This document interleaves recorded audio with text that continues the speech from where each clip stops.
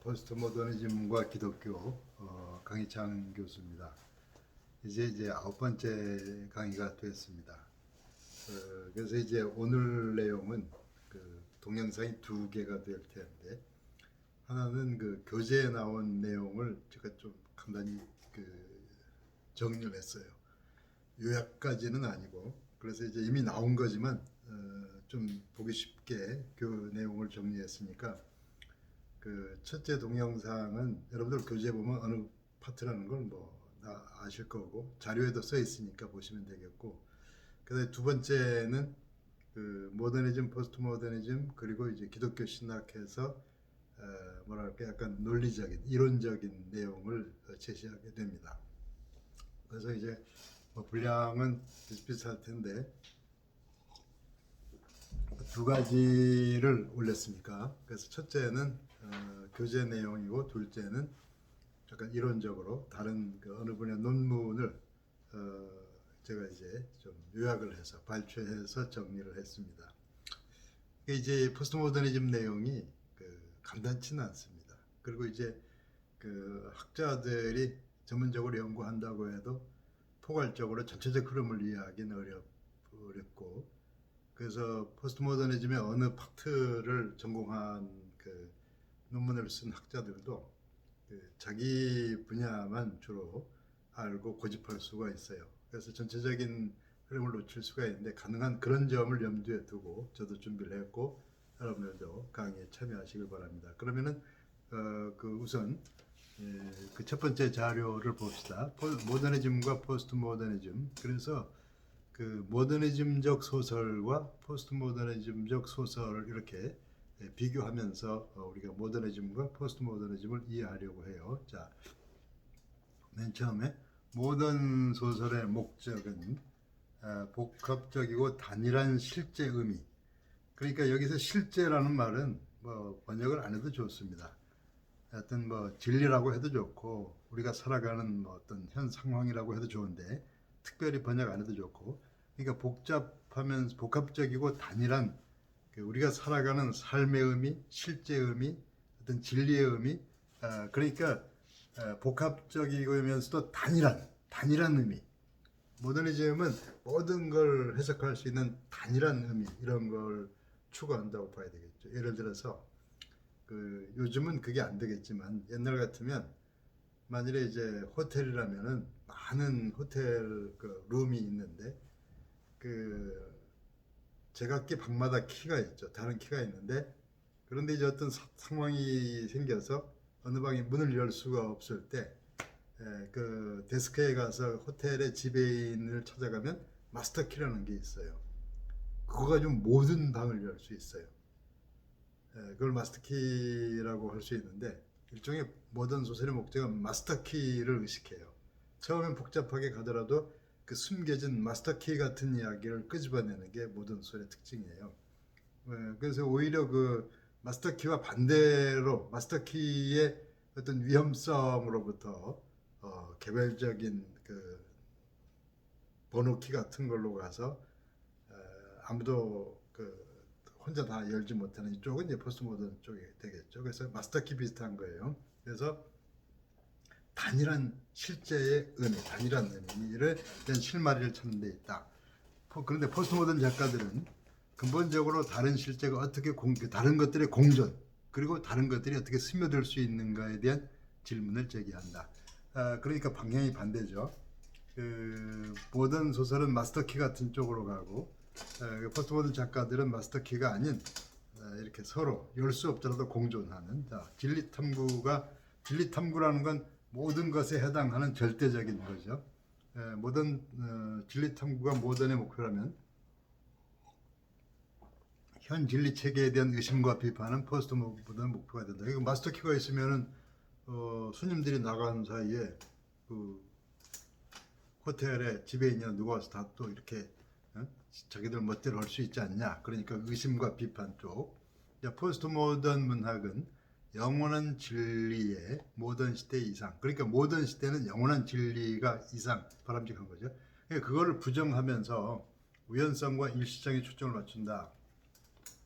우연성과 일시성, 우연성의 반대말은 필연성이에요. 그러니까 이제 모던의 진리는 필연적이에요. 이게 모든 방에 해당되는 키가 돼요. 그러나 우연성이라는 것은 모든 필연적으로 일어나는 그건 아니에요. 일시성과 영원성. 그러니까 모던의 진리는 영원히 진리라 해야 돼요. 그런데 이제 포스트 모던은 영원한 진리 같은 거 없다. 모두에게 해당되는 그런 거 없다. 이런 식의 그 방향으로 의심과 비판으로 가죠. 그러니까 의심과 비판은 그 어떤 목표를 가지고 하는 거라기보다는 이게 목표라고 있던 것들을 깨트리는 방향으로 가서 그것의 거짓됨을 내보이겠다는 거죠. 일단은 그러니까 포스트 모던은 그 이상의 어떤 목표 제시 같은 거는 잘 아직 하지 않죠. 그 다음에 필연성이나 영원한 진리는 의심과 질문과 해체 대상이 된다. 그래서 소설을 읽어보면은 처음에 복잡해도 어떤 하나의 실마리로 가는 것이 그것이 이제 모던 소설이라면 포스트 모던은 지금으로부터 마치 절대 진리가 있고 뭐가 질서 있던 시대로부터 뭔가 그 의심과 거부와 해체와 이런 쪽으로 가게 되는 그런 거죠. 그다음 포스트 모던 소설은 일시성에 초점을 두는 걸 강조하는데 밖에 있는 유리한 관점으로부터 보는 자세에 머물지 그러니까 빈티지 포인트라는 것을 이해할 필요가 있는데 이게 무슨 얘기냐면 그 어느 시점에 가면은 그 똑같이 보이는 그 빈티지 포인트 그러니까 거기에서 보면은 전체가 다 보인다 이런 식의 얘기예요. 근데 포스트 모던 쪽은 어떤 포인트에서 보면 달리 보일 수 있다 이런 걸 강조하게 되죠. 빈티지 포인트는 모든 걸 조망할 수 있는 그런 유리한 점. 그래서 모던 쪽에서 얘기하면은 그 전체적인 것을 그 통일되게 의미 부여할 수 있는 그런 지점이 빈티지 포인트가 돼요. 자, 포스트 모던 작가들은 독자들로 하여금 시간의 흐름이나 일시적 우연성에 영향받지 않는 영원한 본질을 벗어나서 영원한 본질이란 건 사실 이 세상은 계속 변해요. 근데 변하면서도 그 제각기 다른 것만 있는 건 아니죠. 변하면서도 뭔가 이제 공통적인 게 있어요.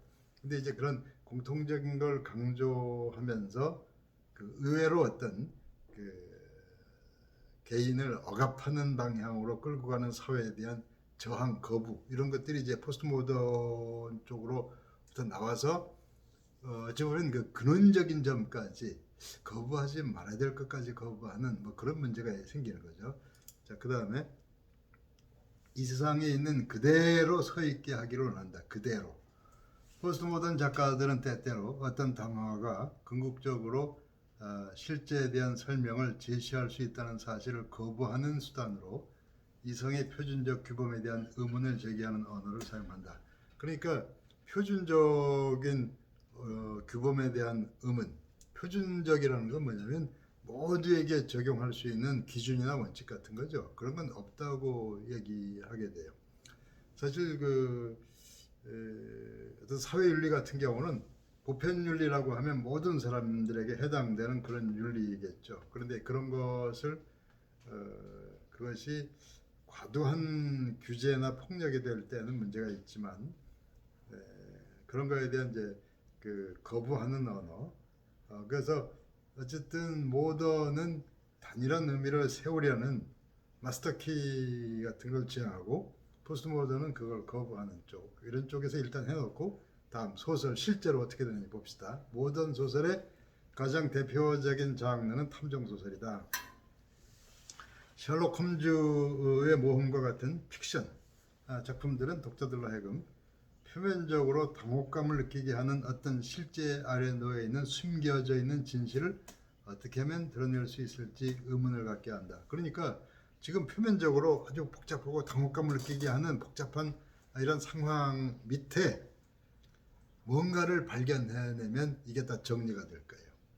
그 옛날 탐정 소설은 뒤죽박죽해서 누가 보면지 뭐가 어떻게 된 건지 모르는데 톡톡한 지혜로운 탐정이 나타나서 이걸 다 정리해서 하나로 정리해가요. 그 탐정 소설 끝날 때는 모든 게 의문이 풀리고 해결이 돼요. 범인도 뚜렷해지고 누가 나쁜 사람이었는데 그게 아니고 뭐 이렇게 분명해지죠.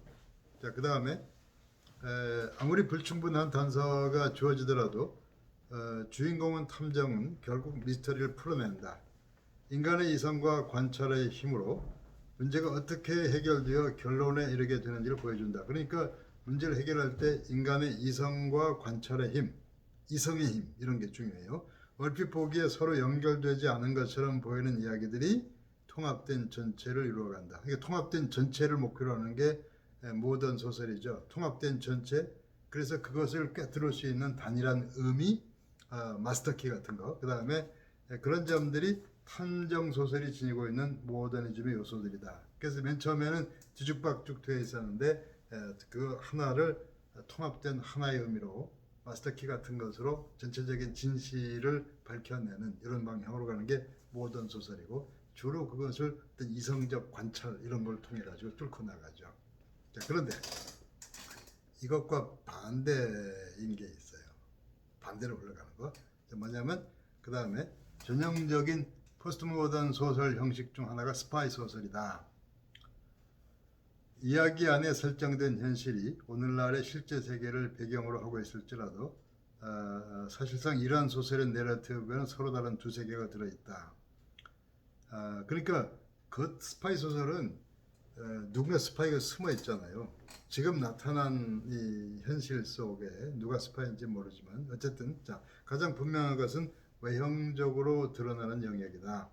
그것은 현실을 반영하고 있는 것처럼 보이나 그것은 환상의 세계로 드러나게 된다. 그러니까 스파이 소설은 지금 나타나 있는 현실은 실제 진실이 아니에요. 자, 외형적으로 드러나는 영역의 배후에 두 번째 영역이 담겨 있는데 그것은 실제 세계보다 약하지만 그것이 진정한 세계죠. 그러니까 겉으로 드러난 데는 스파이가 누군지 모르죠. 스파이가 뭐 내가 스파이라고 알리고 다니지 않으니까. 그러니까 탐정 소설은 그러니까 이제 겉으로 드러나는 이것에서 이 감추어진 또 스파이 세계가 있죠. 자, 그 다음에 두 영역을 병치시킴으로써 이야기는 독자들을 계속 불확실한 상태로 잡아둬요. 그 중에서 누가 진정으로 존재하는 사람인가, 무엇이 실제로 진짜이고 진실이며 무엇이 가짜이며 위험한 것인가. 스파이 소설은 우리 자신의 세계에 대해서 똑같은 질문을 갖도록 이끌어가요. 우리도 이렇게 병치된 두 영역 사이에서 살아가고 있는 게 아닐까. 우리 주위 사람들과 일어나는 사건들을 보이는 그대로일까. 그러니까 보이는 그대로일까. 탐정 소설은 뭐 그냥 이렇게 문제 해결돼서 그런데 스파이 소설을 보고 나면은 주변을 다시 보게 되잖아요.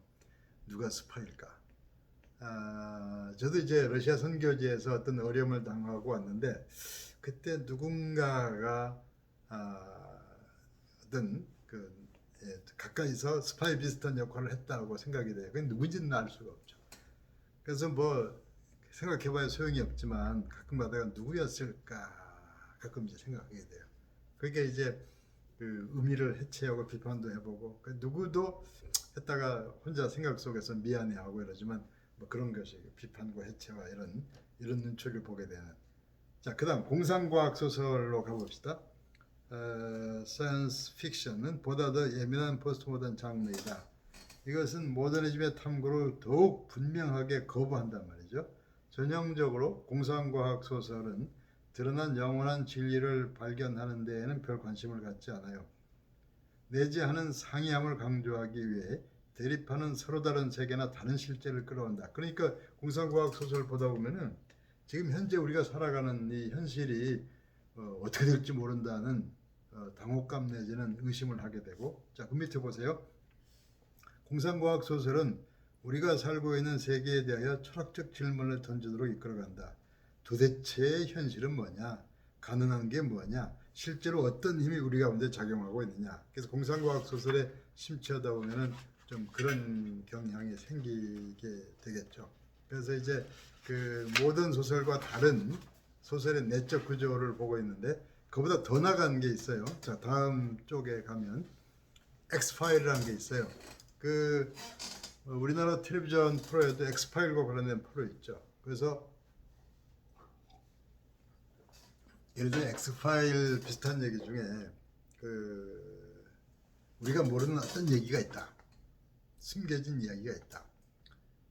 뭐 이제 뭐 9.11 미국의 그 쌍둥이 빌딩이 폭파된 것에 대해서도 그건 이슬람의 문제가 아니고 미국 정부가 의도적으로 의식적으로 만들어낸 거다. 오히려 그런 걸 핑계로 해서 미국이 중동을 군사적으로 침략하기 위해서 의도적으로 만드는 거다. 뭐 이런 식으로 한 얘기를 미국 사람들 중에도 꽤 많은 사람이 그걸 믿는다 그래요. 그래서 그런 그 엑스파일 같은 거, 자 이제 보세요. 대중문화 현상으로서의 포스트 모더니즘에 대한 괄호 9.11에 대한 엑스파일. 우리들 대부분은 공상과학 소설이나 스파이 이야기를 통하여 포스트 모더니즘과 가장 직접적인 접촉을 하게 되고, 그러니까 가장 포스트 모더니즘의 특성을 드러내는 것이 엑스파일이에요. 포스트 모더니즘은 우리 시대의 대중문화 속에 깊숙이 스며들어 있다. 대중문화를 통하여 우리가 가는 세상에 깊이 잠입해 들어오면서 우리가 사는 직접적으로 또는 무의식적으로 포스트 모던 사주에 노출된다. 근데 왜 해체를 추구하느냐? 그러니까 이제 엑스파일 같은 거 보다 보면 기존에 우리가 생각하던 것이 약간 흔들리게 돼요. 얼마 전에도 말씀드렸지만은 그 웰컴 투 동막골이라는 영화 같은 걸 보면 우리가 기존에 가지고 있던 그 6.25의 성격, 어떤 침략 전쟁이냐, 그리고 이제 그게 보면은 북한군과 그 우리나라 군인과 미군을 적스타 포지션, 그러니까 병치시키는데, 병치시켜서 이전에 가지고 있던 국군은 우리 편, 저거는 저 편, 이런 걸 흔들어 놓아요. 그러니까 그 기존의 생각을, 판단을 뒤흔들어 놓는 그 해체를, 자, 왜 동일성의 철학을, 동일성의 철학이라는 것은 그냥 이제 모더니즘 비슷하다고 일단 생각해 둡시다. 뭔가 그 답 하나를 이렇게 진리 하나를 상정해 놓고 뭐 하는 게 그렇다면은 그걸 해체하는 이런 것은 해체 철학이다, 포스트 모더니즘 쪽이다, 이렇게 얘기해서 그건 이제 나중에 또 그런 시간이 있을 거고. 자, 동일성의 철학으로부터 해체의 방향으로 돌아설 때 일어나는 문제가 뭐냐? 엑스파일을 통하여 포스트 모던 질문은 현재의 권력 체계를 향하여 질문과 의심과 비판과 해체를 주장하는 셈이다. 그래서 혹시 여러분들 이제 외국 영화 볼 때 그 대통령이나 권력자를 어떻게 보느냐를 한번 생각해 볼 필요가 있어요. 그래서 모든 그 권력에 대해서 마치 그 집단적 도둑놈처럼 평가하는 그런 영화들이 있습니다. 뭐 어떨지 모르겠는데 그 외국 영화 중에 람보라는 영화는 맨 처음에는 그 람보가 월남전에서 돌아온 다음에 뭐 어떤 사명을 가지고 베트남으로 돌아가서 그 베트공하고 다시 싸워요, 공산군하고. 근데 그렇게 한참 싸우다 보면 나중에 정말로 문제가 되는 적은 미국 정부에 있었어요. 꽤 높은데 그게 대통령이나 부통령일 수도 있고. 그러니까 미국 정부 핵심이 더 나빴다는 식으로 이야기를 끌고 갈 수가 있어요. 그게 엑스파일 같은 식으로 해서 기존의 권력 체계를 어두운 세력으로, 그 베트콩보다 더 나쁜 그런 세력으로 몰아붙일 수 있는 게 포스트 모던의 그 영화의 특성들이에요. 근데 이제 예를 들어서 그 다른 예로 007 같은 영화, 007이 1960, 70년대는 아주 단연코 최고의 인기 있는 영화인데 요즘은 뭐 그렇지는 않죠. 근데 007 보면 그것도 역시 기존의 권력 체계를 문제 삼긴 하는데 최상부는 남겨둬요.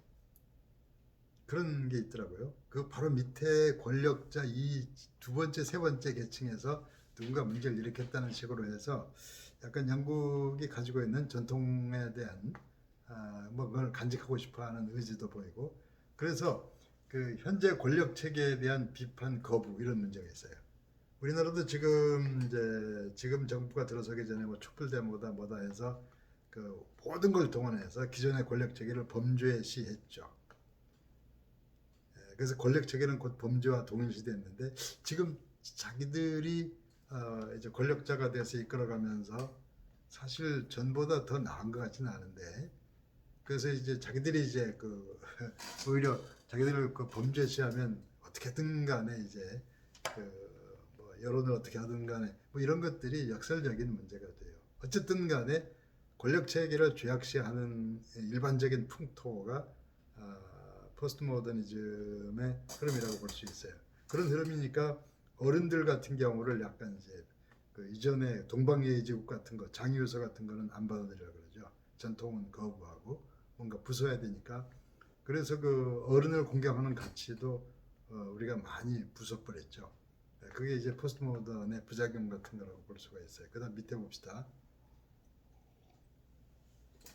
정부와 정보기관에 대한 불신 엑스파일. 엑스파일은 이게 이제 미국 FBI 영화 그 얘기예요. 정부의 통제와 은폐 속에 살고 있다고 생각하는 미국인들의 불안의식을 어두운 화면과 아무런 배경음악으로 담아내는 데 성공한 TV 드라마이자 액영화다. 엑스파일의 특징은 우선 그것이 이성과 논리와 과학으로는 설명되지 않는 비정상적이고 초자연적 사건들을 다루고 있다는 데 있다. 그러니까 이성의 문제가 아닌. 그래서 엑스파일의 사건들은 언제나 미궁으로 빠지고 미해결로 끝나고 만다. 그러나 시청자들이 매료되는 것은 아이러니컬하게도 그 모호하고 불가사의한 열려있는 결말이다. 왜냐하면 그와 같은 것이야말로 오늘날 우리가 겪고 있는 또 목도하고 있는 현상이기 때문이다. 엑스파일은 이 세대에 과연 우리가 믿을 수 있는 절대적인 진실이 있는가? 없다고 말하는 거죠. 의문을 끊임없이 제기한다. 그래서 이 영화에서는 모든 것이 보이지 않는 권력 집단의 음모로 제시될 뿐 믿을 수 있는 것은 아무것도 없다. 그러니까 이제 그런 거 있잖아요. 뭐 본 슈프리머시, 본 하는 그 영화, 미국 그 액션 영화도 상당히 이런 식이죠. 그 정보기관에서 이제 의식을 잃고 뭐 지가 누군지 모르는데 나중에 보니까 이런 음모가 있었다. 거의 이 내용이 비슷비슷해요. 그 다음에 예컨대 비행 접시는 국방성이 새로 개발해 은폐하고 있는 신무기란 소리 나오는가 하면 외계인에 의한 납치 역시 미국 정부의 음모와 관련돼 있고 외계인과 미국의 정보기관 사이에 모종 거래가 이루어지고 있다는 설도 등장한다. 이 전부 이제 포스트 모더니즘식으로 현 정부와 권력기관을 범죄에 시해서 좀 흔들어버리는. 그 다음 엑스파일에서 남자 주인공 팍스 멀더는 모든 것을 의심하는 편집증적인 회의론자 역을, 그리고 여주인공 데어나 스컬리는 낭만적이고 몽상적인 멀더를 견제하는 이성과 논리의 대변자 역할을 맡고 있다. 그동안 시청자들은 멀더와 스컬리 사이에 꽤 로맨스가 없느냐고 불평을 해댔고 그 압력에 못 이겨 얼마 전에 한 에피소드에서 들은 처음으로 키스신을 보여주었다. 관객들은 미처 몰랐지만 그들의 키스는 곧 이성과 비이성 그리고 경험과 직관의 화해를 의미했다. 그동안 멀더의 신비주의적 태도를 비판하던 스컬리도 이제 멀더의 주장을 믿게 된다. 그리고 바로 그 순간 엑스파일은 세기 말의 불안뿐 아니라 밀레니엄에 대한 기대와 희망도 함축하게 되었다. 이성과 경험을 축으로 하는 20세기 문명의 패러다임에서 비이성과 직관까지도 포용하는 21세기의 새로운 패러다임으로의 전환이 두 주인공의 상호이해 속에서 드디어 이루어졌기 때문이다. 엑스파일의 제작자 크리스 카터가 만든 또 다른 연작 드라마의 제목이 밀레니엄이라는 것 역시 그의 관심이 세기 말의 불안과 새로운 세계에 대한 기대에서 떠나지 않고 있다는 사실을 보여주는 한 예증이 된다. 최근에 엑스파일에서는 팍스 멀더가 외계인에게 납치당했다는 설정에 빠지고 그 대신 터미네이터 2에서 T-1000 사이보그 역을 맡았던 로버트 패트릭이 스컬리의 새 파트너 도겟 요원으로 출연해 엑스파일의 수사를 맡게 된다. 그런데 천부의 능력이라는 최근 에피소드에서는 스컬리조차도 빠진 채 도겟 요원 혼자서 이야기를 이끌고 있어서 엑스파일의 소재나 인재가 이제는 고갈된 게 아닌가 하는 느낌을 준다. 더구나 천부의 능력에서는 불치병에 걸린 사람을 통째로 삼킨 다음 병을 흡수한 후 그 사람을 다시 액체로 토해내 살린다는 허황된 내용까지 담고 있어서 엑스파일의 신뢰도는 점차 하락하고 있다.